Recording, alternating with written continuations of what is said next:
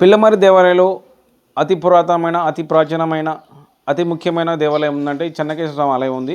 ఈ చెన్నకేశ్వర స్వామి గొప్పతనం ఏంటంటే ఉత్తరముఖ ద్వారం కలిగిన ఏకైక ఆలయం తెలంగాణలో ఉన్న ఒకే ఒక ఆలయం కింద మనకి ఈ పిల్లమర్రిలోని ఈ చెన్నకేశ్వర ఆలయమే. ఈ చెన్నకేశ్వర ఆలయంలో ఇప్పుడు జరిగే అనేక రకాల పూజలు కానీ కార్యక్రమాలు కానీ గురించి మన యొక్క గుడి చైర్మన్ పద్మారెడ్డి గారు చెప్తారు. మేడం నమస్తే అండి, చెప్పండి ఎలాంటి కార్యక్రమాలు నిర్వహిస్తారు? శ్రీమన్నారాయణ స్మృగురుభ్యో నమః. ఇక్కడ చాలా విశిష్టతమైన చెన్నకేశ్వర స్వామి, పురాతనమైనది కూడా, కానీ అది దాని విలువ ఎవరికి తెలియదు. ఒకప్పుడు చాలా విశిష్టంగా ఉండేది, ఇప్పుడు కొంచెం డౌన్ అయింది, కానీ మళ్ళీ పుంజుకోవాలి, మళ్ళీ మంచిగా జరగాలని ప్రతి బ్రహ్మోత్సవం కూడా చాలా విశేషంగా జరుగుతుంది. ఈసారి ఇంకా అదొకలాగా అనిపిస్తుంది మాకు కూడా. ఈ రథోత్సవం కానీ బ్రహ్మోత్సవం కానీ కళ్యాణం కానీ చాలా బాగా జరిగింది, చాలా ఆనందంగా కూడింది. ఊరంతా కూడా చాలా ఆనందంగా పంచుకున్నారు.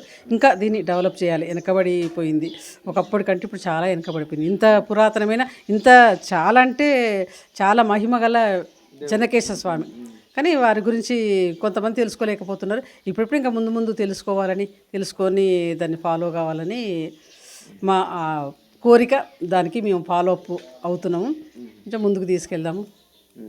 ఓకే మేడం, ఇక్కడి నుంచి కాదు ఎక్కడెక్కడ దూర ప్రాంతాల నుంచి వేరే వేరే కంట్రీల నుంచి కానీ ఇక్కడికి వచ్చి దర్శించుకోవడం జరుగుతుంది కదా. అదేవిధంగా కోరిన కోరికలు తీర్చే ఒక దేవుని లెక్క ఇక్కడ చాలామంది ప్రసిద్ధి ఉంది, చాలామంది అంటున్నారు. దీన్ని మీరేమంటారు? అది ఉత్తరద్వారం విశేషం, ఇక్కడ చాలా విశేషము. అసలు చెన్నకేశ్వర స్వామి అంటేనే విశేషమైనది అనుకోని చెప్పాలి, కానీ చాలా అరుదుగా ఉంటాయి కదా. మళ్ళీ ఇది ఉత్తర ద్వారంలో ఉండటం ఇంకా చాలా విశిష్టత.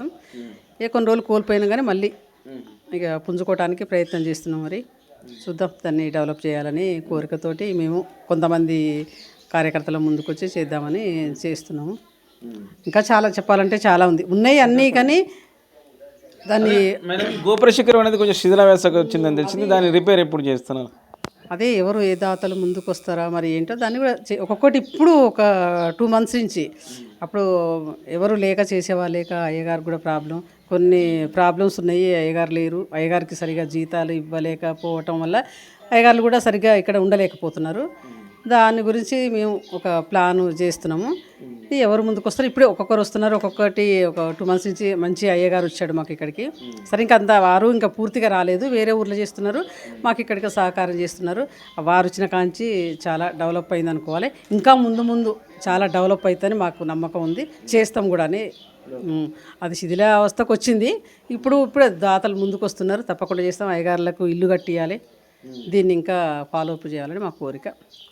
తప్పకుండా నెరవేరుతాం మా ఆశ. ఓకే, మీరు కొత్తగా చైర్మన్గా నియమితులేరు కదా, ఇప్పుడు ఇక్కడ మీరు ఎలాంటి అభివృద్ధి కార్యక్రమాలు కానీ ఎలాంటి సంక్షేమ పథకాలు అదే ఎలాంటి భక్తులకు ఎలాంటి సౌకర్యాలు కల్పించారు? కొత్తగా అంటే ఇంతకుముందు కూడా మేము ఒక 3 years చేశాను. అప్పుడు ఏమీ లేకుండా ఉండి వచ్చినాక అప్పుడు ఏం డెవలప్ చేయడానికి వీలు కాలేదు మాకు కూడా. సరే, ఇప్పుడు తర్వాత మళ్ళీ ఇట్లా అయింది. మేము హైదరాబాద్ ఇక్కడే పుట్టి ఇక్కడే పెరిగినాం, మాది అంతా ఇక్కడే. మేము హైదరాబాద్లో పిల్లలు అక్కడ ఉన్నాం. ఇక ఊరు వారందరూ అక్కడెక్కడో ఊరికే మేము చిన్నజీర సంశించడం అక్కడ ఫాలో అయిపోంటాం అనమాట. మేము బాగా రెగ్యులర్గా ఊరికే అక్కడ ఉన్న దగ్గరే చేయటం ఎందుకు, మన దేవుడు అంటే మా ఆచార్యుల ఆజ్ఞ కూడా అదే, ఎక్కడ లేని దగ్గర డెవలప్ చేయటమే మంచిది అనేది వారి ఆజ్ఞ అనమాట. అందుకోసం వారు ఆజ్ఞ ఇచ్చారేమో. వీరందరూ పిల్లలు మరి గ్రామస్తులందరూ మీరు రావాలి వస్తే కొంచెం డెవలప్ అవుతుంది ఇక్కడ. ధనుర్మాసం కానీ ఆ ధనుర్మాసం ఒకటి చేసి వెళ్దామనుకున్నాం. తర్వాత కాదు, ఇక్కడే ఇది బ్రహ్మోత్సవాన్ని కాదు, ఈ చైర్మన్గా చేసి దీన్ని కొంచెం డెవలప్ చేయాలని సరే చూద్దాం పిరమని లాగి అనుకున్నాం. అప్పటి నుంచి మాత్రం కొంతమంది దాతలు ముందుకు వచ్చారు, కొన్ని పనులు అవుతున్నాయి. ఇంకా ముందు అభివృద్ధి చేయాలని. అంటే ఎలాంటి అభివృద్ధి కావాలి? అది ఎలాంటి అంటే ఇప్పుడు అన్నీ శిథిలావస్థకు వచ్చినాయి వాస్తవానికి చెప్పాలంటే. ఇప్పుడు మెయిన్ శిఖరం కదా, ఆ చుట్టూ అవన్నీ ఆ రథశాల అప్పుడు ఏదో చేశారు, ఎవరు ముందుకు దాతలు రాక ఇక కొన్ని పరిస్థితులు అలా ఉంటాయి. ఇక అవన్నీ కాకుండా మళ్ళీ ప్లాన్ చేసి డెవలప్ చేద్దామని అవుతుంది. తప్పకుండా ఇప్పటికే చాలా వరకు ముందుకు వచ్చింది, ఇంకా ముందుకు వస్తుందని ఆ కోరిక. అంటే మేడం, ఇప్పుడు ఉన్న ఆలయాలు పిల్లల మరలో అనేక రకాలైన ఇక్కడ శేరకేశ్వరం అయితేంది, మహాదేవుల ఆలయం అయితేంది, ఇవన్నీ ఉన్నాయి కదా.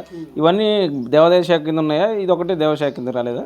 ఇది ఒకటే అంటే అది ఎప్పుడో వచ్చిందట, కానీ అంటే ఇక్కడ ఏం ఆదాయం లేదు కదా. ఆదాయం లేదు వాళ్ళకి, మనం అవన్నీ చూపెడితేనే కదా వాళ్ళు మనకు డెవలప్ చేసేది. ఇక్కడ ఏం లేదు, అయ్యగారు లేడు, ఆదాయం లేదు, ఇక్కడ ఏం చూపెట్టే పరిస్థితి మామూలుగా అలా పడింది. కొన్ని ల్యాండ్స్ ఉన్నాయి, కానీ అవి సక్రమైన పరిస్థితిలో లేరు. జనాలు ఎట్లా అంటే వాటిని అభివృద్ధి చేయాలి, ఇది గుడి దేవాలయం మాన్యము, దీన్ని చేసి వారికి అప్పచెప్పాలనేది లేక దాన్ని కొంచెం డౌన్ అయ్యింది. ఇప్పుడిప్పుడే వాళ్ళలో కూడా కొంచెం ఇలా కాదు దేవాలయంది మనం ఇట్లా తీసుకోకుండా మనమే ఇంకా కొన్ని కలిపి ఇచ్చి ఏర్పాటు చేయాలనేది వాళ్ళలో కూడా మేము అవగాహన చేస్తున్నాం. దానివల్ల అవుతుందని మాకైతే నమ్మకం. ఓకే మేడం, మీ ఆధ్వర్యంలో ఈ టెంపుల్ ఇప్పటికైనా అభివృద్ధి చెందాలని కోరుకుంటున్నాం మేడం. Thank you. చూస్తున్నాం మనం డబ్బులు తీసుకుంటాం.